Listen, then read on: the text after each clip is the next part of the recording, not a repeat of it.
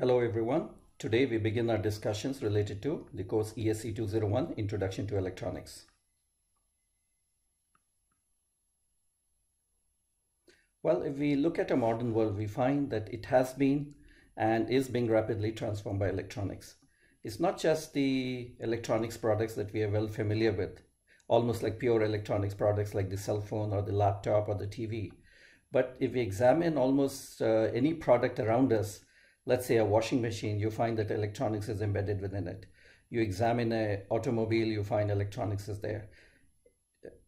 Aeroplanes, you find there's a huge usage of electronics there as well. Satellites, a chemical plant, and you find a medical diagnostic equipment. You find that in each one of these products, electronics is embedded within them and is playing a very important role. And if you look at each one of these products, actually they represent a solution to a problem. And therefore what we find is that electronics is being used in a wide variety of situations to solve problems. And the goal of this particular course is to enable you to learn how electronics enables use of electricity to solve problems.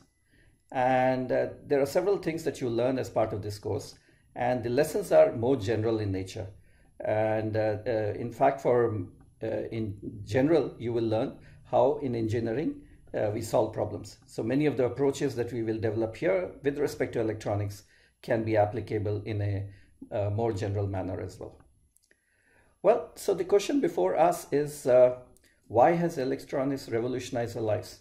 If we examine 20th century, we find that almost all aspects of our life was impacted by electronics. And even in the 21st century, we find that the electronics is continuing to play a very important role.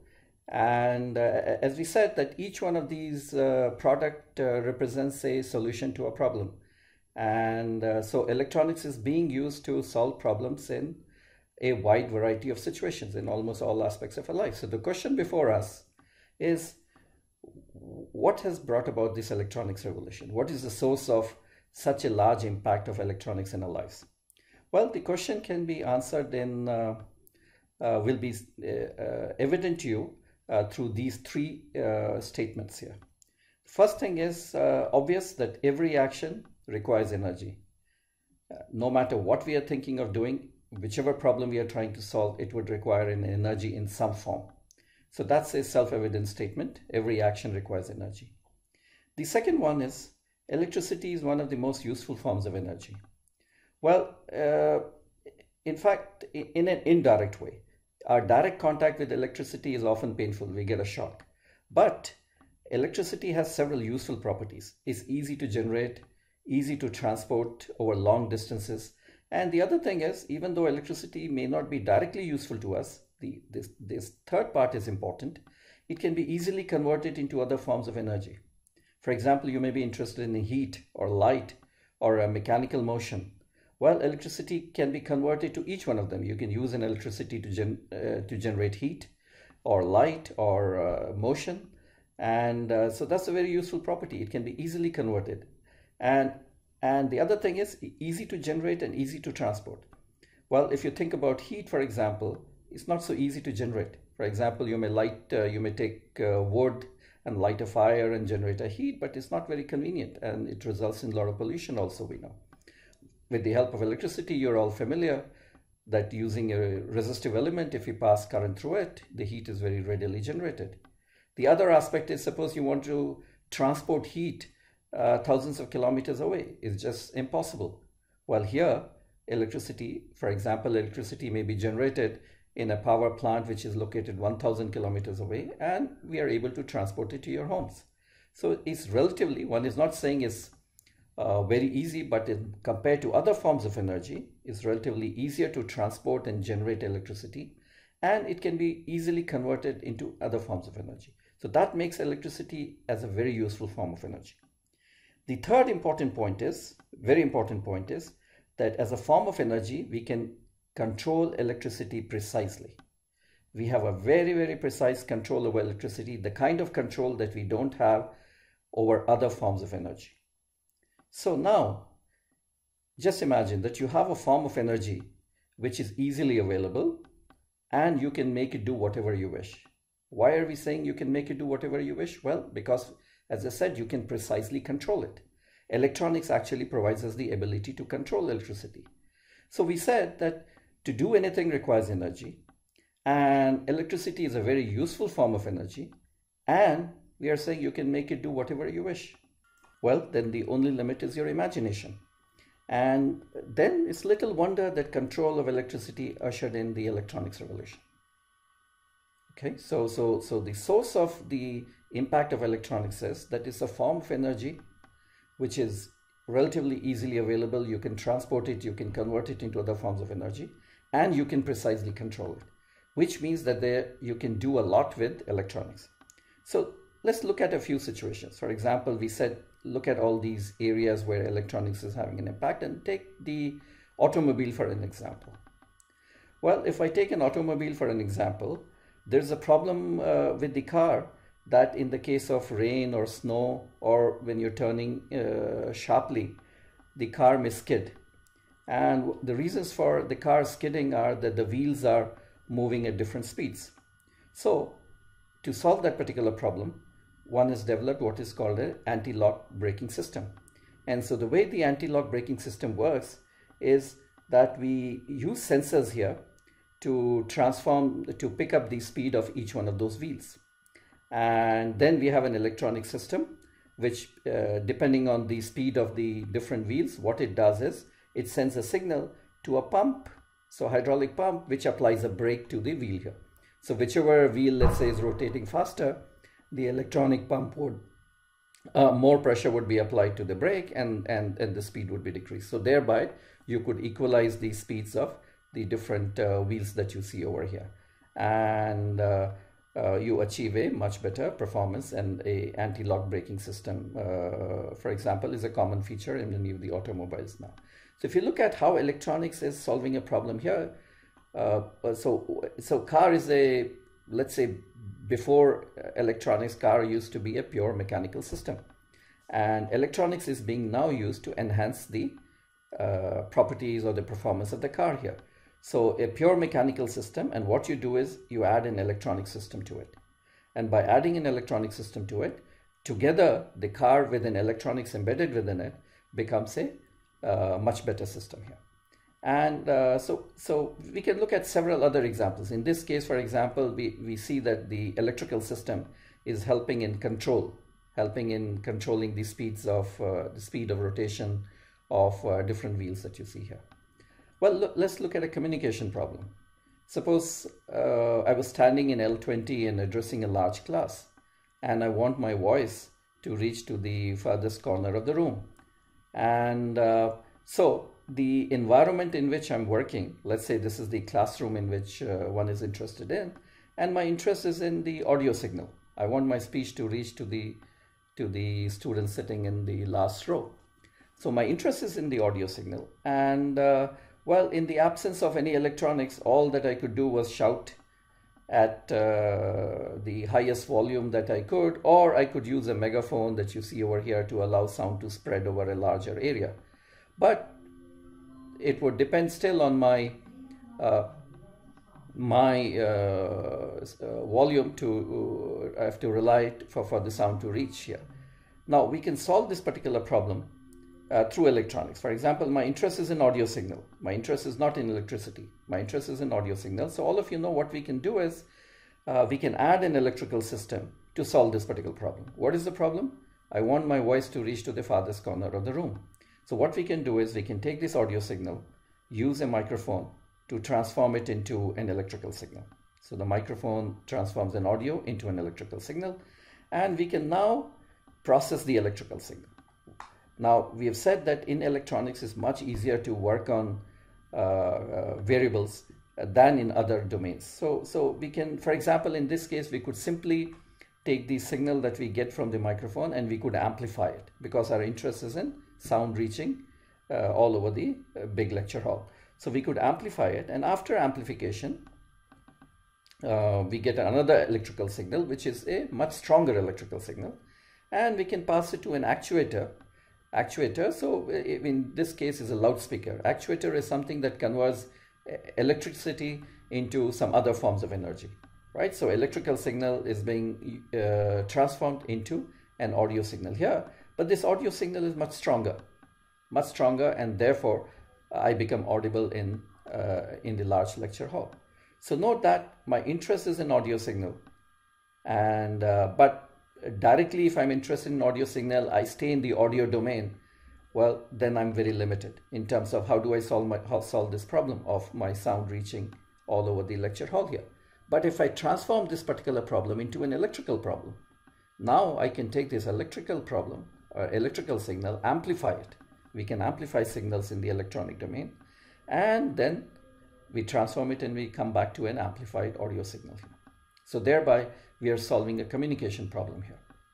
And let's stick with the communication problem. Well, suppose there's a stadium and there's a live game going on, and you can't be at the stadium and you want to watch the game, and we all watch the game on our flat screen TVs that you see here. Well, how does that happen? Well, again, the principles are the same. We use a movie camera. So it's a sensor which will transform the video signal into an electrical signal here. And we have an electrical or an electronic system that you see over here, and we process the signal. We'll see some of this processing later on in the course. And we make the signal suitable so that it can be fed into an antenna and transmitted over longer distances. So this antenna transmits it maybe to a satellite, and then you have your dish antenna that you see here. This antenna picks up the signal from the satellite here. It's a very weak signal. Well, what we do is we amplify it, we process it, and eventually make the signal, all this electrical signal processing will make it suitable so that the signal is finally ready to be displayed on the TV. Right? So your interest is not in electricity per se. Your interest is in watching a game and in your own homes, and electronics is enabling you to solve that particular problem. And we can cast this solution in the same format. This is the environment in which we are working on. This is the stadium, and we want to watch what is happening in the stadium from the comfort of our living room, right? So how do we solve it? Well, we use a sensor again to transform it into an electrical signal using a movie camera. And actuator, as I said, is something that converts an electrical signal into some other energy form which is of interest to us. In this case, the energy form is light, visual information. So the TV is a actuator which will convert electrical energy into an image here. And there are lots of things that we do in electronic signal processing, which includes the antennas, and there are amplifiers, then there are several other things that you see over here. All right, so we see that we have a problem in our environment in which we live, and we are solving that problem by transforming it into an electronics problem. Well, the electronics can be applied not just in the situations that we have just discussed. This is an example of a smart building where you can alter the shape of the building in response to, let's say, a weather condition or an earthquake, or for aesthetic reasons also. Well, these we are well familiar with. So a prosthetic limb, for example, you cannot imagine a modern prosthetic limb without electronics embedded within it. And sometimes the electricity is a part of the system. Our human body works on the principle of electrical signals, the nerves and the muscles and all that. And therefore, if we pick up those particular signals, as here in the ECG, the heart, if we pick up those signals here, that can be, and then use that to for diagnostic information. And so the electrical signal is directly of interest to us, and we can infer useful information from it. In other cases, we are using electricity to solve a problem. Well, so the idea is that you can use electronics to solve a wide variety of problems by whichever problem you're interested in.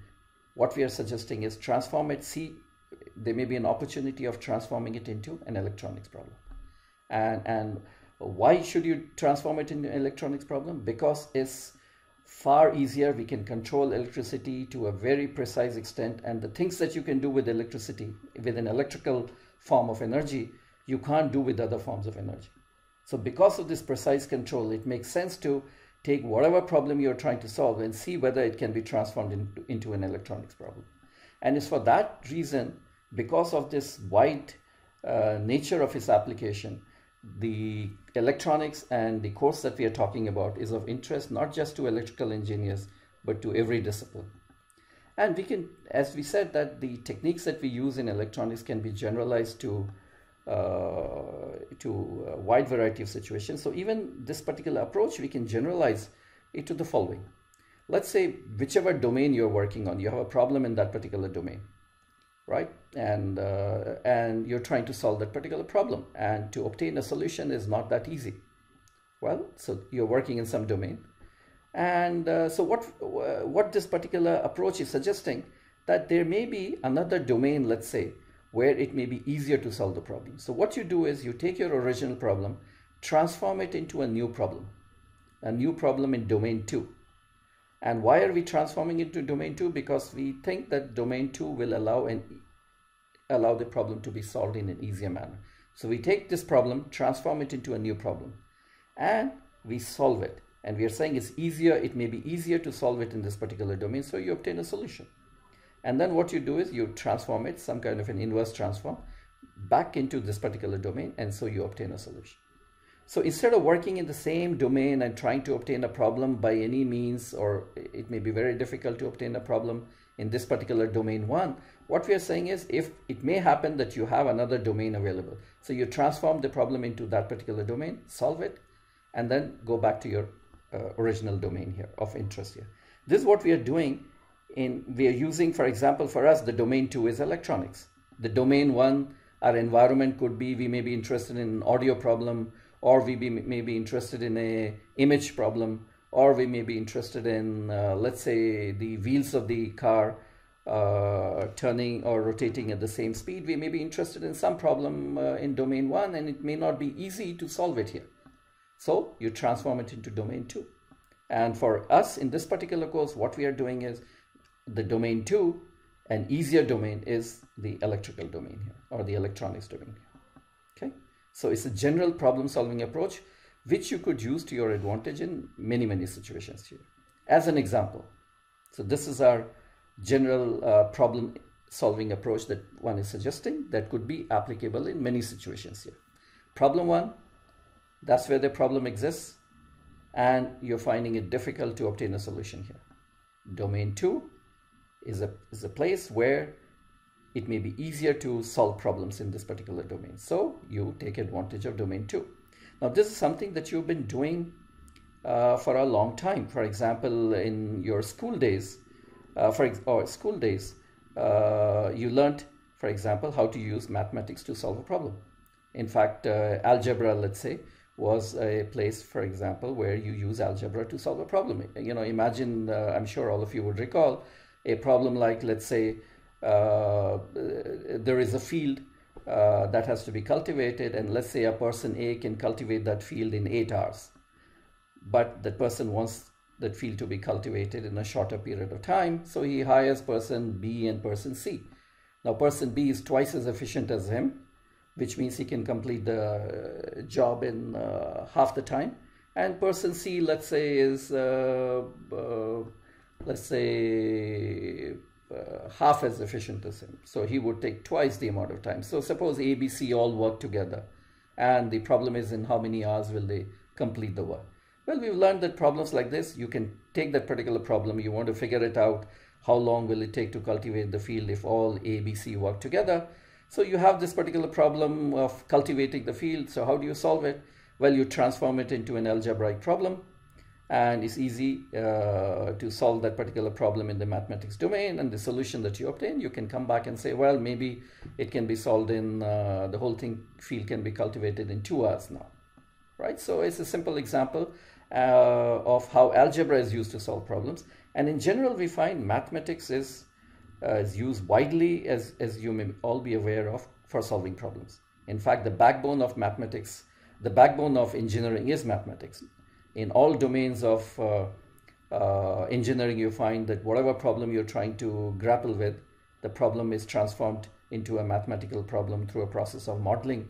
And you solve that problem as a mathematical problem, and then you transform it back into the solution that you obtain, you project it into the domain that you're looking for.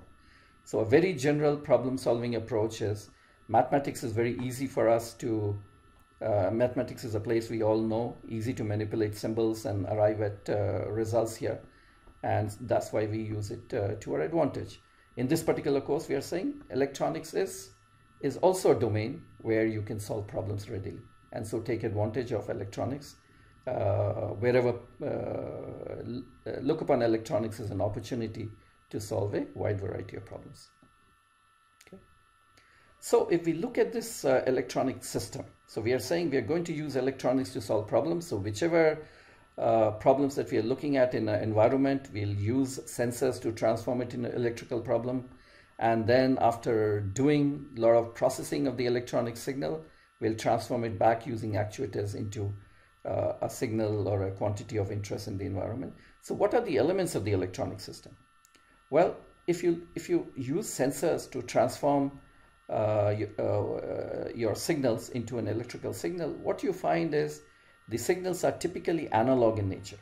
For example, in this case, let's say the sensor is a microphone, and this is an electrical signal that I obtained from a microphone here, and we call such a signal as an analog signal, meaning that if I look at the voltage, for an example, the voltage will be can take any value within a particular range. Let's say the range is -3 volt to +3 volt, and the voltage could take any value in that particular range here. And the signal is continuous in time and can take any value in a certain range, and we call such signals as a analog signal. And so what we do is the signals that we obtain, for example, this is a ECG signal picked up again through sensors, and this is also what you find is an analog signal. So our electronic system, what it contains is at the front of the electronics you have analog signal processing. So you take this particular signal, it's a weak signal, you may amplify it.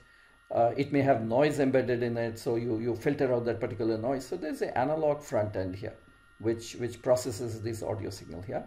And then what we do is, often in modern electronic systems, we take this analog signal and we convert it into a digital signal. And digital signal you're familiar with works with binary values. The signal of interest is only whether the signal is high or low. And so we work with that, and it's much easier to manipulate signals and do things with it in the digital domain. So that's why what we do is the signals are an analog nature. We transform it into a digital signal here using an analog to digital converter. We do all sorts of processing in the digital domain. And then what we do is we use something called a digital to analog converter. So it converts the signal back to an analog signal here. We do some signal processing here. We may amplify the signal and convert it to other forms here. And we send the signal here back to an actuator to go back to the environment and generate a signal of interest here. All right. So in this case, for example, it was an audio signal. So we do all kinds of processing here. And we do all kinds of processing, analog processing, digital processing, and we convert it eventually into a audio signal with the right frequency components. And then we send this audio signal to a loudspeaker, and then we get an audio signal of interest here. So the electronic system that we are talking about includes these major parts that you see over here. There's an analog signal processing part here. There's a digital signal processing part here. And then there are what we call as data converters, analog to digital and digital to analog. So in this case, what you see here is even though our interest is in analog signals here and an analog signal here, we are converting into a digital signal. Why? Because it's much easier to work with signals in the digital domain. So the same principle that I talked about earlier. If something is easier in one domain, what you do is you take advantage of solving things in that particular domain. So even within the electronics domain, it's easier to solve problems in the digital when the signals are in the digital format. So therefore, even though I obtain a signal which is analog nature, continuous in time and continuous values within a range, we transform that problem into a digital problem, solve it here, and then we transform it back into an analog signal here. So these are A to D is what transforms analog into digital, and D to A what transforms the digital to an analog signal here. So if you're trying to understand an electronic system, these are the three major blocks of an electronic system. an analog signal processing front, a data converters, and digital signal processing. So let's come back to, so these are the elements of a digital system. So one of the developments that has happened over the years, we'll look at the reasons for it, is that this digital, so you would realize that what we are doing is, because of the convenience of solving or manipulating signals in the digital domain, this is where we do bulk of the work in electronics here, right? So the analog signal that we obtain, after solving a few issues here, we quickly convert it to a digital problem. We solve the digital problem here, and then once we are done with it, we convert it into an analog and we send it back into the environment here. So one of the things that has happened is that this digital system has evolved into a programmable digital system. Programmable, we are all familiar with microprocessors and computers here. So these digital systems that you're talking about, this is nothing but a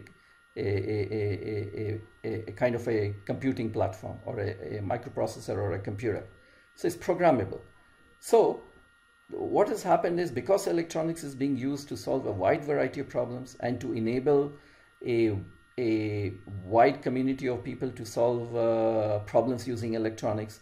So what has happened is that people have developed what are called general purpose programmable hardware, so that everybody doesn't have to design electronics. So a general purpose hardware is available, which includes analog signal processing modules, data converters, and digital signal processors, and all those are there. And this is programmable. So what you can do is, whichever problem you're interested in, you can add a software.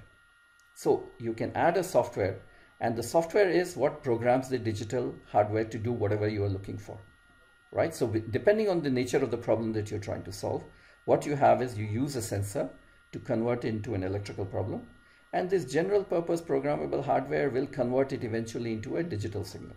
And then you add a software to it, and the software will manipulate the digital signal according to the needs of your problem. And then once that is done, it's sent back to a standard D2A converter and analog signal processing, and you come back through an actuator depending on the problem, and you achieve the signal of your interest. You solve the problem in the environment that you are interested in. So what we find is, here we're talking about software as a solution. The whole thing, the whole electronics, is a general purpose programmable hardware that you can buy. The sensors is something also that you can buy, standard sensors, and actuators is also something that you can buy. So virtually anyone can solve a problem using electronics by writing a software, right? So software has become a very, very common technique for solving problems, and that's because the electronics has evolved in the direction of programmable hardware here. All right, so we said that the goal of our course is to learn how electronics enables use electricity to solve problems. And this is the picture that we will keep in the mind here. This is how electronics enables you to solve problems. These are the elements of an electronic system. And this is a general methodology, transforming a problem into an electrical problem, using an actuator to transform it back into the problem of interest here. So if you look at it, the major elements of this particular block that you see here is an analog signal processing and digital signal processing here. So the goal of this particular course is to enable you to learn how analog and digital circuits work. And you cannot just learn by passively listening to how things work. So in ESC201, we will learn by analyzing and designing analog and digital circuits. So that's what we will be doing in order to understand how electronic systems work. Right, and so these are the elements of the course here. Analog circuits block is one major block of this particular course here, where we'll be talking about semiconductors, diodes, and transistors, and amplifiers, and other analog circuits here. About 11 or 12 lectures will be devoted to analog circuits. The other part is the digital circuits. So another 1/3 of the course is devoted here to the digital circuits part here. And each one of them is a circuit, analog circuit or the digital circuit. So before we can begin our discussions and start analyzing and designing analog or digital circuits, what we need is certain tools for circuit analysis. So we'll spend some time here learning how to analyze circuits. So our course is going to proceed in this particular direction here. We'll start with tools for circuit analysis. We'll spend some time here.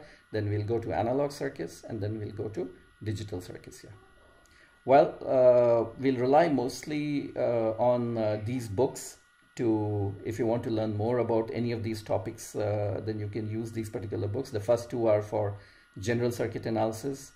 The next four books are for analog circuits, and the last two books are for digital circuits. Well, we are all learning how to use an online mode for teaching, and these are how we plan to carry out evaluation for this particular course. But please note that these are very tentative. We don't know how things will work out. We'll have written midterm exams. Instead of a single exam, we may break it up into 2 or 3 smaller exams. We'll see how to do it in a convenient manner. The weightage also may change, but the tentative weightage is about 30%. Similarly, final exams are there. Tutorials are 10%, quizzes are 20%, and so we'll, so it's all new to us. We'll learn how to carry these things out, and the exams are important, but focus more on learning, and the exams will tell you how well you are learning. All right, so look upon them as a mirror to how much you've learned and where your deficiencies may be. Well,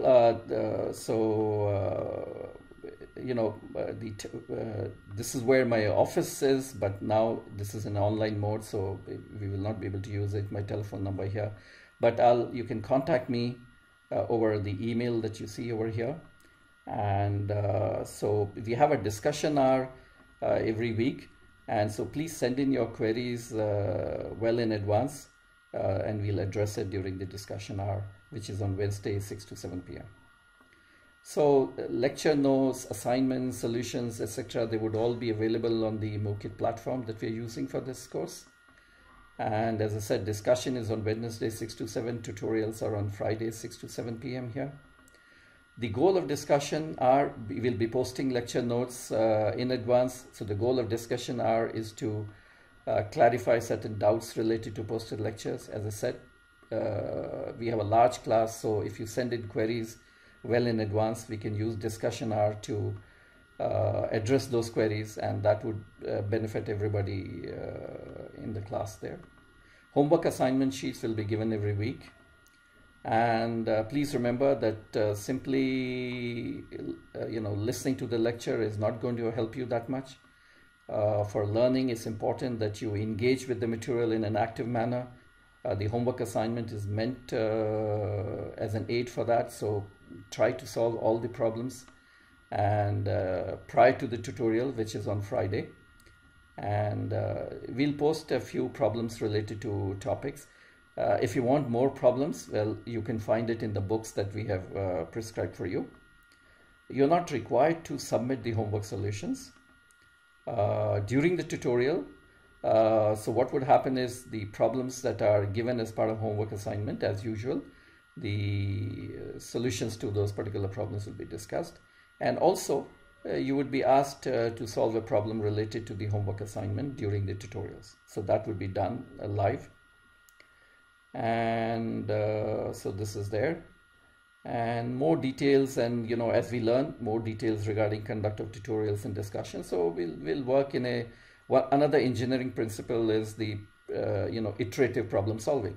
You cannot solve problems at one attempt. So what you do is you try out something, and then during the trial you learn something, and then you modify your approach. So this is what we are going to do with this particular course also. So we're planning something, and as we go along we learn, and we'll see how we can iterate and make things better. So let me end by showing you that this particular diagram, which tells us that why electronics has impacted our lives, and how you can take electronics as an opportunity to solve whatever problem you may be thinking of, by basically whatever problem you're thinking of, transform it into an electronics problem. And we have a wide variety of techniques, a wide variety of tools to solve problems in the electronics domain. The kind of ability that we have to solve problems in the electronics domain we don't have in other domains to that extent. All right, so this is the other diagram to keep in mind, that this is how electronics works with sensors and actuators, and there's analog signal processing, digital signal processing, and you can see the role of the software here. Because my hardware has become programmable, so you can add a custom software, custom software meaning software according to the problem that you're trying to solve. So you can add a custom software, and this particular hardware will do what the software will command it to do, right? So the whole thing, then the whole electronics module will do things according to the software that you've added here, and thereby it will solve the problem that you're interested in. All right, so let's stop here. And please note that all the lectures are not going to be 1 hour lectures. Some may be shorter, some may be longer, and you know, we'll try to have each lecture as a coherent topic. All right, okay, so let's stop here.